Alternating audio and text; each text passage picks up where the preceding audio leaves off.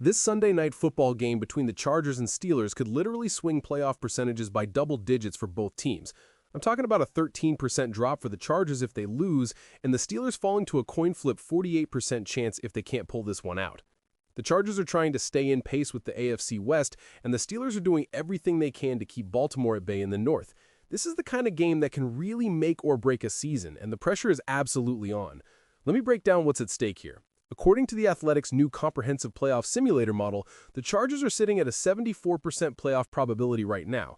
If they win on Sunday night, that jumps up to 82%, which is an 8% swing in the positive direction. But here's the thing, if they lose, it drops all the way down to 61%. That's a 13% swing in the wrong direction, and that's not where you want to be heading into the second half of the season. For the Steelers, though, this game is absolutely massive. They're at 59% playoff chances right now. A win takes them to 74%, but a loss drops them to 48%. That's basically a coin flip at that point. So yeah, this game means a lot more to Pittsburgh than it does to LA, but it's still huge for both sides. The way I see it, this game is going to tell us a lot about who the Chargers really are this season. We saw the ceiling in those first 3 weeks when Joe Alt was healthy and the new weapons were clicking.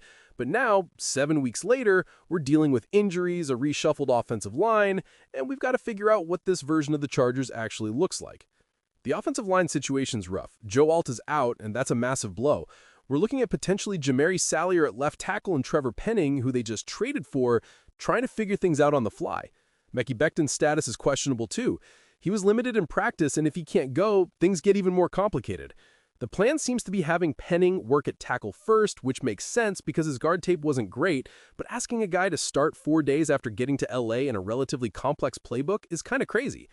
Here's what I'm thinking about the offensive line.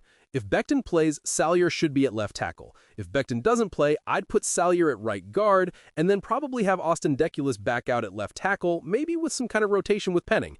I know that doesn't inspire a ton of confidence, but that's where we're at. The good news is you can hide a tackle a lot easier than you can hide a guard, and Foster Sarell in right guard the last 2 weeks has been really rough. So getting Salyer in at guard if Becton's out might actually be the better play. On the positive side, Josh Harris and Deane Leonard are both tracking to make their regular season debuts this week. That's huge for special teams. There's something about having Harris back that just works. I don't know if it's good juju or what, but the special teams have thrived with that combination of Dicker and Harris. Getting more of that core nucleus back feels like a positive thing heading into this game. Now, let's talk about the Steelers for a minute, because they're an interesting team. Their offense is sitting 13th in EPA per play and 19th in success rate. The passing offense is 16th in EPA and 25th in success rate, which tells you they're doing a lot of checkdowns. Aaron Rodgers at his age isn't slinging it downfield like he used to. The rushing offense with Jaylen Warren has been solid, consistently in the top 15 in both categories. But here's the weird thing. It's actually been their defense that's been letting them down this season. They're getting older. Cam Hayward is still really good, TJ Watt still has his moments, but as a unit, they're just not what we're used to seeing from Pittsburgh. They're 24th in third down conversion percentage allowed and 24th in opponent yards per play. They're basically living off takeaways at this point. They had 6 takeaways against the Colts last week, and the Colts still almost won the game with an onside kick at the end. The Steelers' offensive line is actually really good, 4th in pass blocking efficiency overall. A lot of that is driven by their interior guys. Zach Frazier, their rookie center, has been phenomenal. He's got a 98.9 pass blocking grade and hasn't allowed a single sack. The weak point is Broderick Jones at right tackle. He's allowed 18 pressures, and his pass blocking efficiency is down around Austin Deculus territory, which is not great. That's where guys like Khalil Mack and Tuli Tuipulotu need to make their impact. If there's a player to isolate on their offensive line, it's Jones. The way you beat Rodgers now is to heat him up. He's got the 8th highest pressure to sack percentage in the league. He's not the same athlete anymore after the Achilles injury and with his age. He doesn't turn the ball over much, but he'll absolutely take a sack or 2 each week. Here's what makes this Steelers offense so weird to watch. 50% of their plays feature at least 2 tight ends. They run 2 tight end sets at the 7th highest rate in the NFL and 3 tight end sets at the highest rate. You're going to see a ton of Darnell Washington on Sunday night. That dude is bigger than their tackles, which is hilarious. They love their tight ends and they'll play them a ton. This is a really tricky matchup for the Chargers defense because the Steelers are good in the red zone, they protect well, and they love using their tight ends. That's a bad recipe when you're facing a defense that's still working through some issues in those areas. For the Chargers defense, the key is going to be Patrick Queen.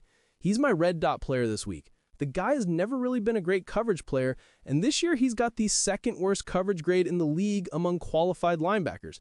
He's allowed over 400 yards in coverage already. The league leader last year among linebackers allowed 739 yards. Queen is on pace to allow 949 yards this season. That's almost 200 more than last year's highest. So if there's a path for the Chargers offense, it's isolating Queen and Peyton Wilson in coverage. Wilson's been good as a player overall, but he also allowed a lot of yards. Quentin Johnston and Ladd McConkey need to work in the middle of the field. On defense for the Chargers, they need to keep this game as ugly as possible. The Steelers want to run the football with their 7 offensive lineman looks. They'll have Spencer Anderson, their 6th offensive lineman, out there as an inline tight end. They want to pound the rock and run outside zone. It's been pretty successful, and if the Chargers let them, the Steelers will gladly take the 15-play drive and march it down the field all game long. Jesse Minter is going to have to make some adjustments this week. The Chargers want to live in their big nickel package with Derwin James in the slot, but when they played the Colts, Derwin was at traditional safety more often, and the base defense didn't do super well against Jonathan Taylor. This is going to be a game where the DBs have to tackle all day long. It's going to be physical in that regard. Now let's talk about what I'm excited to watch. Keenan Allen is about to break the Chargers' receptions record. He only needs 2 more catches to get it, and this is going to happen at home on Sunday Night Football. He's been the 3rd most efficient third down receiver in the league. Every single time the Chargers need to play on third down, there's Keenan running a deep over or a choice route looking incredible. They're going to have this wrapped up pretty quickly. He only needs 2 catches. I'm expecting them to throw him a screen and a slant early, break the record, break out the way. So, here's my prediction.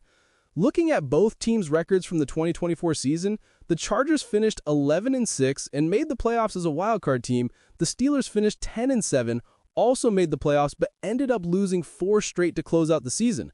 Both teams had similar records, but the trajectories were different. The Chargers were building momentum, while the Steelers were collapsing down the stretch. Based on that, and looking at how both teams are playing right now, I think the Chargers pull this one out. I'm going with a close, contested game, something like 24-20 Chargers. I don't think this is going to be a shootout. I think it's going to be ugly for most of the game. Physical, lots of checkdowns, lots of running football.